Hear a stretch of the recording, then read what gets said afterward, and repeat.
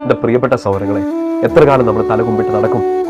ഈ ഒരു ഒരു ഒരു ഫിസിക്കൽ ഡിഫക്റ്റിന്റെ പേരിൽ, ഒരുപക്ഷെ നിങ്ങൾക്കുണ്ടായ ഒരു മുറിപ്പാടിന്റെ പേരിൽ, ഒരു ഒരു ഒരു കുറവിന്റെ പേരിൽ എത്ര കാലം നമ്മൾ തലകുമ്പിട്ട് നടക്കും? നമുക്ക് ജീവിക്കണ്ടേ, നമുക്ക് പഠിക്കണ്ടേ, നമുക്ക് കളിക്കണ്ടേ, നമുക്ക് കാര്യങ്ങൾ ചെയ്യണ്ടേ, നമുക്ക് ഈശോയ്ക്ക് വേണ്ടി കാര്യങ്ങൾ മുമ്പോട്ട് നീക്കണ്ടേ? നമുക്ക് എന്തോരം കാര്യങ്ങൾ ഈശോ നമ്മുടെ മുമ്പിൽ ഒരുക്കി വെച്ചിരിക്കുകയാണ്.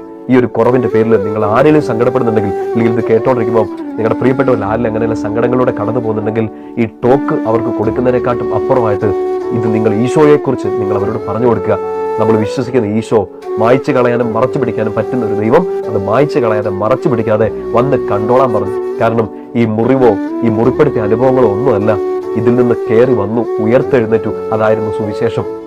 പിന്നെ ഉയർത്തെഴുന്നേറ്റ ഒരാൾക്ക് മുറിവുകളിലേക്ക്, മുറിപ്പെടുത്തിയ ആളുകളിലേക്ക് ഒന്നും നോക്കി നിൽക്കാനോ അതിനെക്കുറിച്ച് പരാതി പറയാനോ ഇതിങ്ങനെ വിധിക്കപ്പെട്ടല്ലോ എന്ന് പറയാനൊന്നും നേരം ഉണ്ടായില്ല. അവൻ ഉയർത്തെഴുന്നേറ്റു, നേരെ നിന്നു, വന്ന് കണ്ടോളാൻ പറഞ്ഞു. അതുകൊണ്ട് എൻ്റെ പ്രിയപ്പെട്ട സഹോദരങ്ങളെ, ഈ മുറിവിന്റെ പേരിൽ, ഈ കുറവ്